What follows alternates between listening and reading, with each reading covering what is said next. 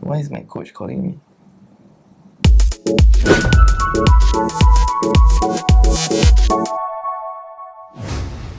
Hi, I'm Julynn and welcome to Life of a Streamer.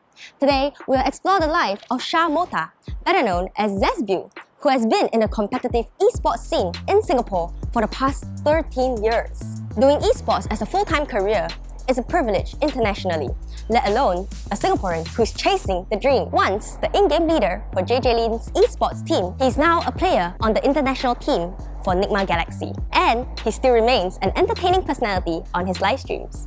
I'm excited to find out more, so let's go! I'm here with Sha! Say hi! Hi! Okay, so what is ZesBeeW to you? So this Zes is actually a Dota clan. I used to play Dota last time. You know how last time there's this trend where you ship your girlfriend name with the guy name? Okay. Right? So last time I used to like this girl called Nicole. Okay. Right? So I put Zes and Cole. Zes Cole. Yeah, Zes Cole. Yeah, but in the end I was like, you know, I don't like her anymore, so I need to change this. And then I like Bees, so yeah, it becomes ZesBeeW. Yeah. Ah. Yeah. Why bees though? What happened? Do you get stung at some point? Okay, because bees are very small, Right. but they're very deadly, right? Oh yes. So yeah, and they sting, right? So Right. I'm small, I don't look very big and stuff. So but Right. I sting when you play against me. So And you're deadly. yeah. So somebody to watch out for. You're like an esports player, right? Yeah. What games do you actually play for like esports? I used to play Battlefield 4. If some of the OG knows, I used to play Sudden Attack as well. I used to play Counter Strike. I even play Overwatch. I played PUBG for a while. I even played Rainbow Six. After that, now it comes to the main game where everyone plays Valorant. Is it pronounced Valorant or Valorant? Let's go. It's Valorant, you know, VA you know, Valorant. I pronounce it Valorant too. Alright, now we know. The esports professional player calls it Valorant, so you guys are calling it wrongly too. I don't know how to play Valorant. I really don't know. Okay, Julie, I tell you what, how about later I show you how to play Valorant. I'll teach you, and I'll teach you how to be a leader, okay? How to be a leader? Okay, I'm getting a professional tip from a professional player. So now it's Valorant. Do you like play like other shooting games that is like also very popular, like Apex Legend, all this? Because we have these kind of like seasons, right? So if we are on like tournament phase, we have to practice, and if we touch other like shooting games, it will actually mess up with our muscle memory basically. Oh, I get it now. It's for the job, technically, because Yeah. as an esports player playing for tournaments in the future, Yeah. right, you can't risk losing Yeah. that muscle memory that you've practiced so many years for. So have you always wanted to be an esports player? Honestly, I've never like wanted to be an esports player, but I got the chance to basically because last time I've been playing since I was 10. We don't know esports can actually be a job. It wasn't really planned, but in the end, I managed to get this as a full-time job. Normally, for guys, we always want to be a gamer, right? Yeah. But what is actually a gamer? You just want to play games, or you want to compete, or like just want to stream. So yeah, there's different kind of ways you can actually see as a gamer. Yeah, but obviously I want to compete and represent our home country and make my family proud. So yeah. So for you, are you the kind that get very competitive in the game? You have to win, or you don't mind playing just for leisure? I think mine is not just want to win, but it's more like I want to be one of the best. I mean, you can say it's competitive, but the thing is, because we all start somewhere, you can't like just play a game, you touch a computer and say, oh, I want to win. But you don't even know how to win, right? Right. Yeah, so to me, it's more like I focus more on myself to be one of the best. And then, yeah. Is there a lot of homework to do to be the best? People think it's just playing games, Right, but that's what I think. Yeah, but it's actually not. It's basically like sports. There's a lot of theory and there's a lot of practical. Right. But not a lot of people actually know that. Theory-wise, is it to learn how to, how the game works and everything? Yeah. Or? So what we do is basically theory crafting. It's basically we will study our opponents. That's one. Okay. Or studying of like who are we gonna fight. Whatever senior on like Singapore, MY and stuff like that. And second is there you go like strats. Strats is where Strategy. Yeah, strategy. Where everyone on your team just come to a custom lobby and then we'll talk about what we wanna do at a certain round and situation. It feels like, when you huddle up from a basketball Yeah, game it's the same halfway, thing, and then yeah. after that you'll be like, okay, so here's the next thing you Yeah. need to do. Block this guy, block that guy. Something like that, right? Yeah, it's something like that. Wow, so that is why it's called esports. Yeah. Because it's really like a sport. Correct. Oh my god, it didn't click in my head for the longest time. I was always wondering like, what's esports, you know what I mean? Are you able to like explain to those who are not very familiar what esports is. Well, esports is basically, full pronunciation is called electronic sports. The only thing you do is you're in front of your PC. That's the only difference. You don't go outdoor, so basically it's indoor, right? The thing is that it's just basically like any other sports. So apart from the skills that you need to play the game, what other qualities do you think a person should require to be an esports player? There's only one word lah. It's basically life is more like being professional. Professional. Okay. That's why we are called professional gamers, right? Right. But the real meaning towards professional is basically on how you actually react and do stuff and how you actually behave. So basically, like, you cannot act based on like your emotion. Example, if you play a casual game, someone said like, hey, you're very bad, you know, you cannot actually reply, but actually make yourself calm and composed and then just do better.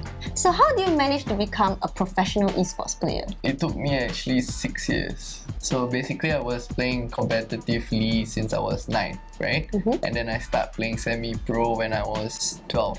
And then I got being a professional player when I was 14. 14 years old. That was really 14, young. Going 15, yeah. My bad. Why is my coach calling me? Cancel that. Yeah, this good. Hello, Vasco? So just now, what really happened? Like your manager called you? It's basically our coach. Your coach? Is it a need for you to be always 24/7 able to answer your coach? Yes, because as long as your weekdays, it's always working hours, right? So as long as your coach or management wants to have a meeting with you, that's your priority. So I see that you're living in a streamer house with other streamers. What is it like? Because it's not very common that people of like the same interests live together. At first, it was very exciting. Actually, it's really something that you will look forward to it every day. But the thing is, when you actually realize that your life is actually just content. If you're doing like YouTube and stuff like that, right, you will get mixed up, you know. For me, because this is not my main job as a streamer, my main job is basically being a professional player, right? So I'll still give ideas to like 3 of them whenever they want to do like in real life streams and stuff like that. But to me, it's like when I know that I cannot handle it, I will just concentrate on myself. So I think at first, before we get this house, we have a lot of ideas, but being sustainable as a streamer is very, very hard. That's why for me, it's just a side thing. If I feel like doing it, I'll stream. If I don't feel like doing it, I don't stream. You know what I mean? Because my job is First and foremost is a professional esports player, so you put that as priority. At least you're surrounded by good people around you who also understands the toughness of creating content and of what you do, right? So being around so many streamers, have you ever thought of streaming yourself and like what kind of challenges you face? I feel like I couldn't really focus on what I really want to do. When you stream, you have to focus on your chat, right? Oh, that's true. For me, is that when I interact that, I cannot really focus. You get what I mean? So my life, right, I can't really balance stuff. If I give my all. You get what I mean? I'm not a half-half person. Yeah. So you've done all these little streams. Have you ever made money through streaming? Actually, got it. Like, I actually tried to give myself like maybe I stream like 3 months. No, actually 2 months. Like, I stream almost every single day and I actually earn quite a bit, like until 4-digit-ish. Yeah. Wow. And I'm not a girl, you know. You guys know I'm females and guys different, and it's just purely me and my gameplay. So that's why I think like streaming is actually something that I would do in the future, but not now yet. So you said streaming could be a full-time career for you, but do you think streaming could be a full-time career for everyone? I guess you can say it's for everyone, but I feel as a male, I think especially for guys, it's not really that easy. Because females, if you are pretty, you're cute, everyone will come running, right? All the oilers, right? They're like, example, Julynn, look at her, right? When she smiles, 100 viewers, right? Yeah, but for guys, is that a skill to actually have is basically like your gameplay, or maybe it's basically more like your personality. For me, it's just more like my gameplay. And advice to small streamers, why I feel like you guys need to be like open-minded. You actually need to talk to people. What do you mean by talk to people? Like, maybe if you don't have viewers, it's okay. You talk to other streamers. Basically, you need to make connection. Like, where I'm here is not because of like how I am, but it's because I know how to talk to other people. I think this is more like a life advice for all the streamers. Like, don't be so selfish to yourself or like very egoistic. Like, you need to know that you are nobody and you have to go to other streamers and saying, hey, I stream too, you know, maybe we can play some games together, and that's where you can start. That's really good advice. Networking is something very important. So because you're streaming your gameplay on your live stream, is your team actually worried that rival players may actually learn your strategies through your gameplays and through your streams? I don't think so. It's about like team strategy, but it's more like other rival players will learn what is your habit and how you actually play a certain play style. So when they actually fight against me in tournament, they actually know. So you have an international esports team and you're the only one in Singapore. So how do you maintain that kind of healthy relationship with them? Well, before we go there, I actually didn't really start in an international team. Before this, I was playing for a Singapore team that I was the captain of. Really? Yeah, so I made the team and we were playing for, if you guys know who is Julynn, which is Team SMG. It's very hard compared to having 5 Singaporeans, because for me, like I said, I'm very family oriented. I like to meet people. I like to have like dinner. I like to eat and stuff. So for me, it's like I will ask them to watch a movie on Discord. Oh, I know movie it night. sounds cringe, right? But yeah, that's what we actually do. Like, I will be the guy who, okay, hey guys, cannot. Let's watch shows, you know, let's play other games and stuff like that. We will build more chemistry and fun. I don't like when we see each other as colleagues. Once you see each other as colleague and not family, your team will fall. So what are some challenges that you face being the only Singaporean in such an international team? Is there a time difference? No, there's not, because everyone is from Southeast Asia. 1 from Vietnam, 3 from Philippines, right? Vietnam is only 1 hour before. As a Singaporean, I cannot speak Singlish to anyone. That's why. Yeah, so cannot lah. yeah, something like that lah. So, and yeah, I think more is like the language barrier. Really a huge problem now that we are actually facing. And I felt like no matter what, how much I like teach them or I keep reminding them, because they are the kind where when they are too intense, they cannot talk English. So like whenever we play, I felt like there's always this handicap that we have. Yeah.